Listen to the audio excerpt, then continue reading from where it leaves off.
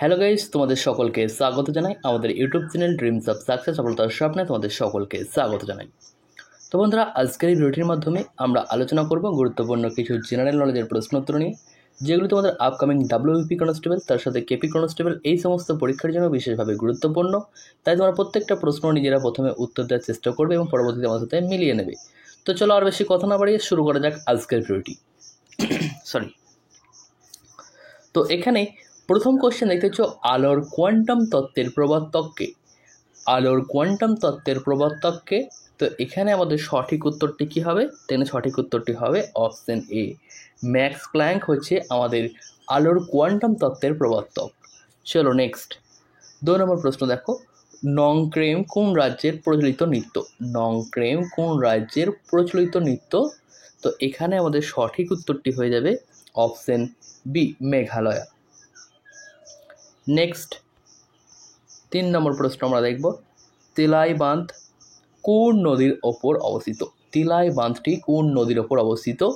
তো এখানে আমাদের সঠিক উত্তরটি হবে অপশন সি, বরাকর নদীর ওপর অবস্থিত তিলাই বাঁধটি। নেক্সট 4 নম্বর প্রশ্ন দেখো, কম্পিউটার সায়েন্সের জনক কাকে বলা হয়? কম্পিউটার সায়েন্সের জনক কাকে বলা হয়? তো এখানে আমাদের সঠিক উত্তরটি হয়ে যাবে অপশন ডি, অ্যালান টুরিংকে বলা হয় কম্পিউটার সায়েন্সের জনক। নেক্সট 5 নম্বর প্রশ্ন দেখো, কত সালে ইন্ডিয়ান ইউনিভার্সিটি অ্যাক্ট চালু হয়? তো ইন্ডিয়ান ইউনিভার্সিটি অ্যাক্টটি চালু হয় 1904 সালে। Option A is the right answer. চলো পরবর্তী প্রশ্নটি দেখে নেব। তার আগে তোমাদেরকে জানিয়ে রাখি, তোমরা যারা ডাব্লিউপি কনস্টেবল এবং কেপি কনস্টেবলের জন্য প্রিপারেশন করছো, তারা আমাদের এই পিডিএফগুলি সংগ্রহ করতে পারো।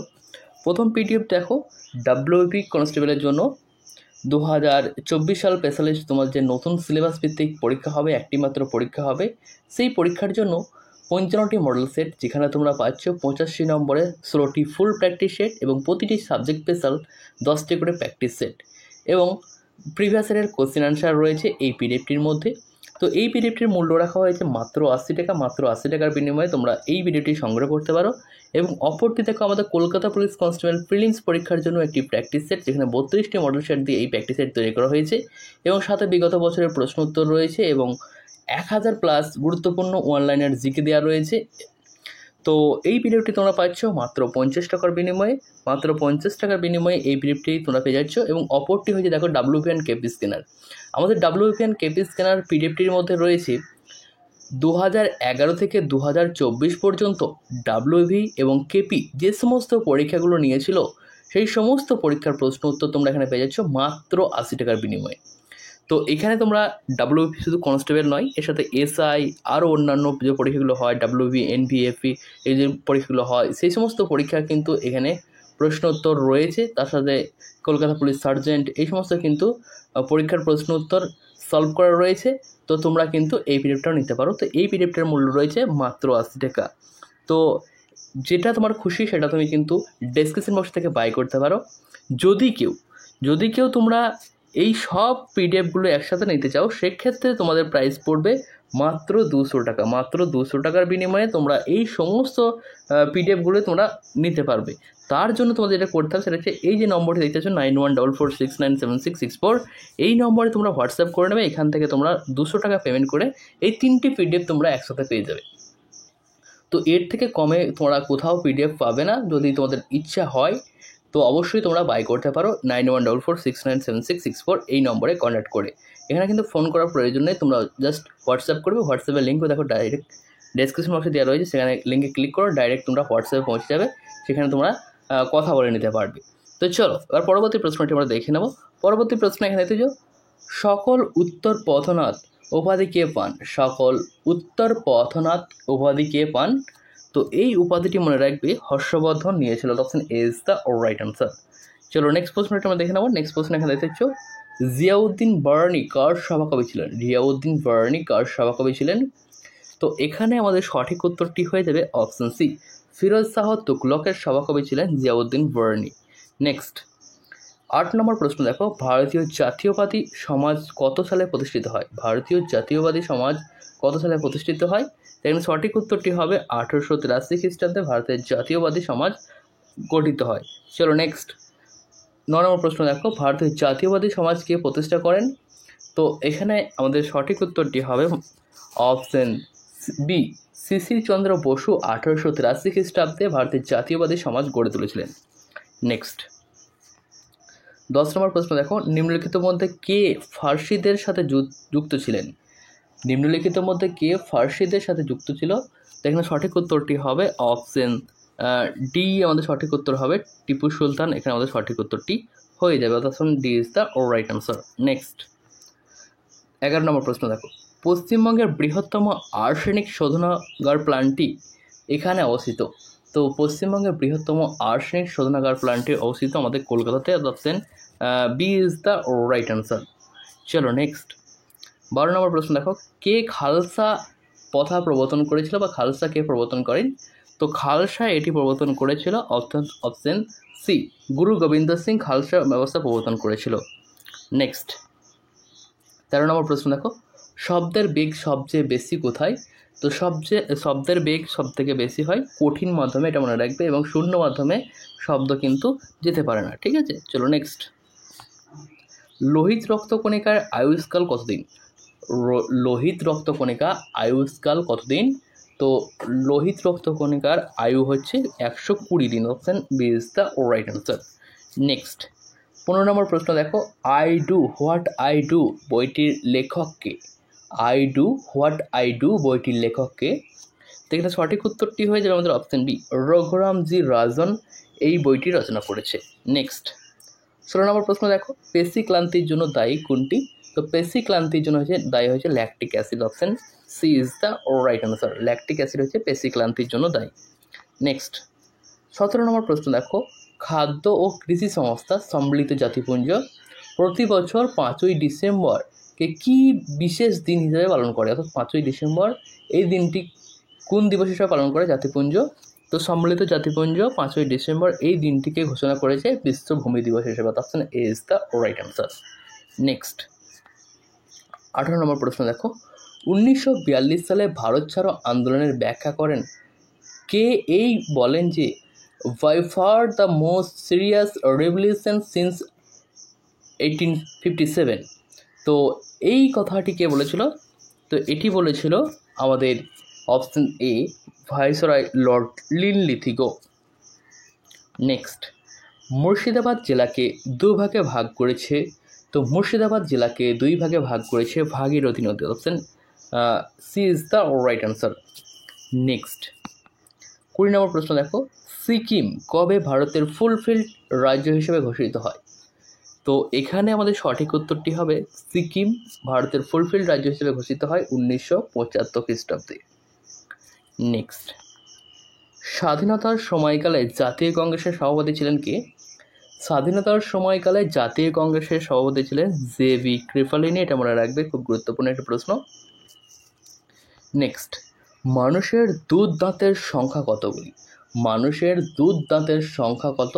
তো মনে রাখবে, মানুষের দুধ দাঁতের সংখ্যা হচ্ছে 20টি। Option C is the right answer. Next 23 নম্বর প্রশ্ন দেখো, নিম্নলিখিত অফিসগুলির মধ্যে কোন অফিসের ব্যবস্থা ভারতীয় সংবিধানে রাখা হয়নি? অর্থাৎ ভারতীয় সংবিধানে এই যে পদগুলি রয়েছে, নিম্নের মধ্যে কোন পদটির উল্লেখ নেই? এখানে আমাদের সঠিক উত্তরটি হবে ডেপুটি প্রাইম মিনিস্টার। এই পদটির উল্লেখ কিন্তু আমাদের ভারতীয় সংবিধানে নেই।